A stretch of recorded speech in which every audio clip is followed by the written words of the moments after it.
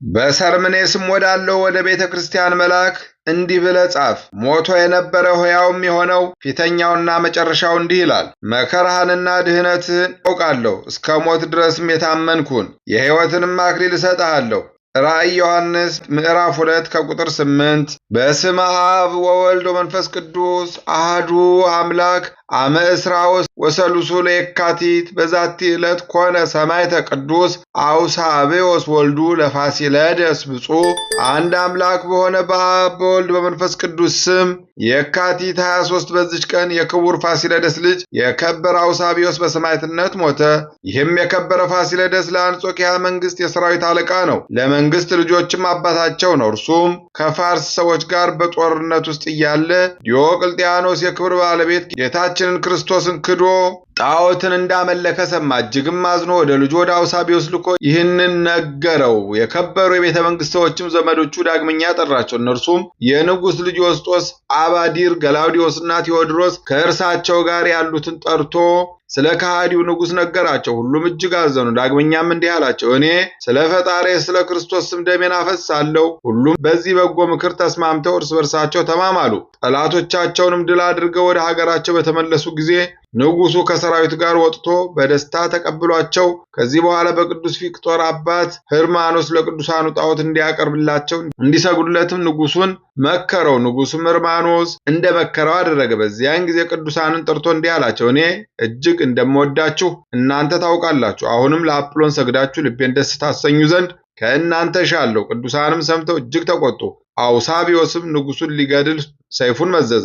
ንጉሡም ሸሽቶ ተሸሸገ። ከንጉሡም ባለሟሎች ብዙዎቹ ሰራዊቱን ጭምር ገደለ። የከበረ ፋሲለደስም ባይከለክላቸው ከንጉሡ ቤት ውስጥ ሰው ባልቀራቸው ነበር። ከዚህ በኋላ ደግሞ አውሳብዮስን ወደ ግብፅ አገር ወስደው በዚያ ይገድሉ ዘንድ ሕርማኖስ ንጉሡን መከረው። እርሱም በዚች አገር ከኖረ የአገር ሰዎችን በላይ ያስነሳብሃልና ያሰብከውን ምን መስራት አትችልም አለው።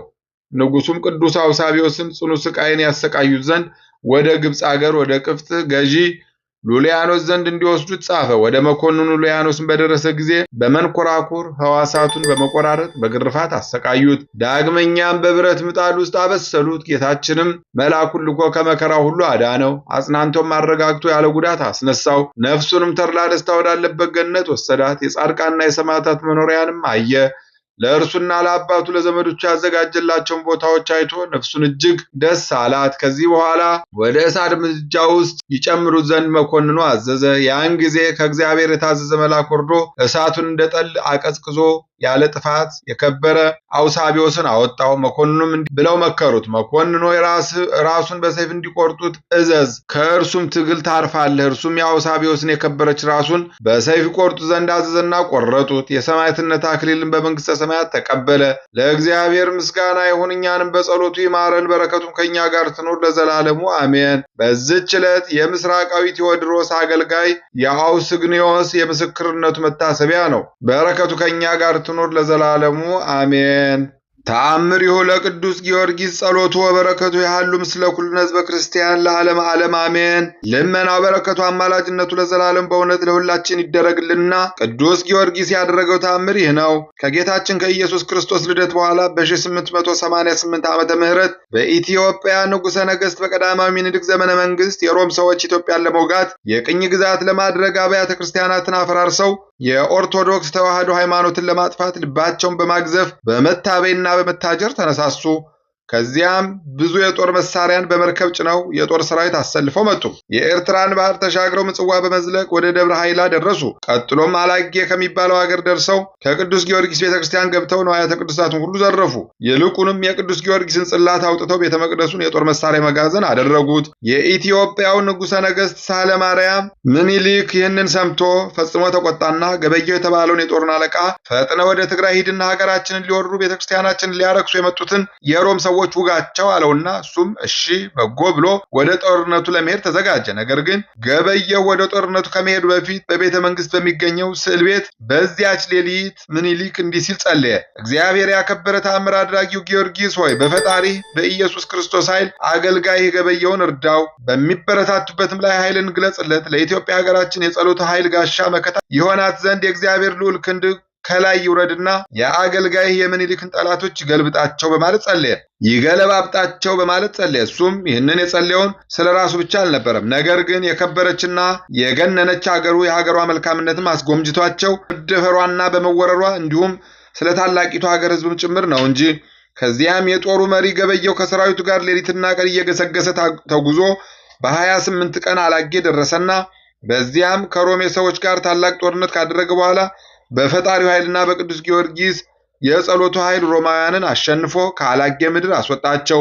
የጦር መሳሪያቸውንም በቅዱስ ጊዮርጊስ ቤተክርስቲያን አውጥቶ ለጦር ሰራዊቱም አደለው። ከዚያም ቤተክርስቲያኑን አስባርኮ የቅዱስ ጊዮርጊስን ታቦት እንደገና ወደ ቀደመ ቦታው አስገብቶ ከመንበሩ አስቀመጠው። ከዚያም ጊዜ ጀምሮ ቅዱስ ጊዮርጊስ በየጦር ሜዳው ሁሉ ይረዳው ነበረ። ለእኛም እንደዚሁ እግዚአብሔር አምላካችን በቅዱስ ጊዮርጊስ ጸሎትና ልመና በየጊዜው ይረዳን፣ በየጊዜው ረዳት ይዘዝልን። ለሀገራችን ለኢትዮጵያም ሰላሙን ይስጣት። ጸሎቱና አማላጅነቱ ለዘላለም በእውነት ይደረግልን። አንድ አምላክ በሆነ በአብ በወልድ በመንፈስ ቅዱስ ስም የካቲት 24 በዚች ቀን የከበረ አባት ኤጲስቆጶስ አጋቢጦስ አረፈ። ምስጋና ይሁን ለአብ ለወልድ ለመንፈስ ቅዱስ አንድ አምላክ በሚሆን ዛሬም ዘወትርም ለዘላለሙ አሜን። የካቲት 23 ቀን የሚከበሩ ዓመታዊ የቅዱሳን በዓላት ቅዱስ ፖሊካርፐስ ሐዋርያዊ ሰማዕት የሰርምኔስ ጳጳስ፣ ቅዱስ ጊዮርጊስ ሊቀ ሰማዕታት አባቶቻችንን በአድዋ ላይ የረዳ ኢትዮጵያን ከባርነት ነፃ ያወጣ፣ ቅዱስ አውሳቢዎስ ሰማዕት የቅዱስ ፋሲለደስ ልጅ፣ ቅዱስ አውግስንዮስ ሰማዕት። ወርሃዊ በዓላት ልበ አምላክ ቅዱስ ዳዊት፣ ቅዱስ ሰሎሞን ንጉሠ እስራኤል፣ አባ ጢሞቴዎስ ገዳማዊ፣ አባ ሳሙኤል፣ አባ ስምዖን፣ አባ ገብርኤል። በሰርምኔስም ወዳለው ወደ ቤተ ክርስቲያን መልአክ እንዲህ ብለህ ጻፍ። ሞቶ የነበረው ሕያውም የሆነው ፊተኛውና መጨረሻው እንዲህ ይላል። መከራህንና ድህነትህን አውቃለሁ። እስከ ሞት ድረስ የታመንክሁን የሕይወትንም አክሊል እሰጥሃለሁ። ራእይ ዮሐንስ ምዕራፍ 2 ከቁጥር 8። የሰማነውን በልቦናችን ያሳድርብን። ከቅዱሳን አባቶቻችን ከቅዱሳት እናቶቻችን በረከት ረድኤት ያሳትፈን። ክፉን ያርቅልን፣ በጎን ያቅርብልን። የተሻለውን ነገር በቸርነቱ ይስጠን። ለብርሃነ ትንሣኤው በሰላም ያድርሰን። የሰላም አምላክ ሰላሙን፣ ፍቅሩን፣ አንድነቱን ይስጠን። አቡነ ዘበሰማያት ይትቀደስ ስምከ ትምጻእ መንግሥትከ ወይኩን ፈቃድከ በከመ በሰማይ ኢየሱስ ክርስቶስ ከመ ይስረይ ለነ ኃጣውኢነ ተማፀነ ብከ ኃይለ እግዚአብሔር አብይ ኦ እግዚእ ኢየሱስ ክርስቶስ ስራ ኃጢአቴ ወኃጢአተ ኩሉ ሕዝብ ከማእሰረ ኃጢአት እግዚአብሔር ይፍታ። እግዚአብሔር ይባርክ። ሰላም ያሳደረ ሰላም ያውለን። ሰላም ያዋለ ሰላም ያሳድረን። ይቆየ